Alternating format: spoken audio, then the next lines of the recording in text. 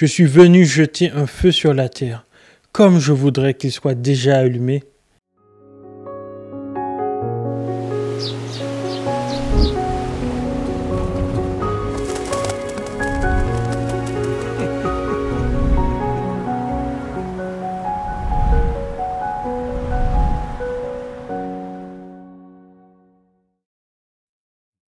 Bonjour à tous.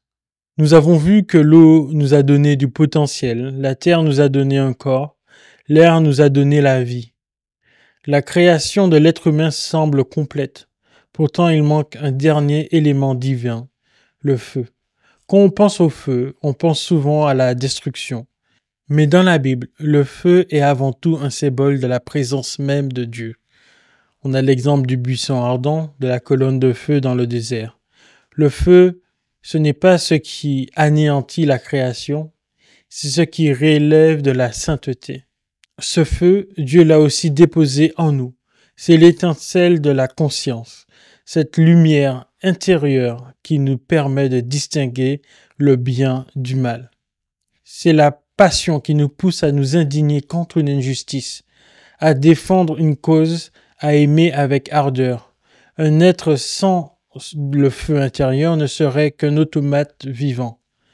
Le feu est ce qui fait de nous un être moral, capable de choisir l'amour.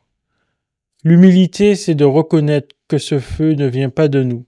L'orgueil, c'est de croire que notre passion nous appartient, ou pire, de l'utiliser pour brûler les autres.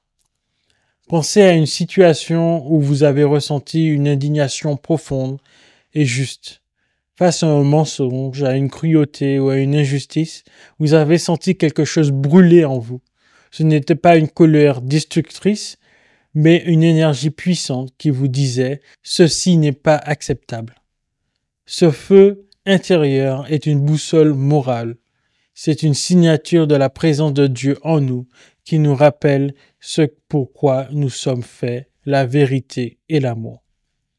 La prochaine fois que vous vous sentez animé par ce feu qui monte en vous, que ce soit l'enthousiasme de nos projets, la chaleur de l'affection pour quelqu'un ou l'indignation face à une injustice, ne l'ignorez pas, ne l'éteignez pas par cynisme ou par peur, reconnaissez-le comme une étincelle divine. Demandez à Dieu non pas de l'éteindre, mais de le purifier et de le diriger, car un feu maîtrisé ne détruit pas, il réchauffe, il éclaire, il rassemble le monde autour de sa lumière. Bonne journée à tous.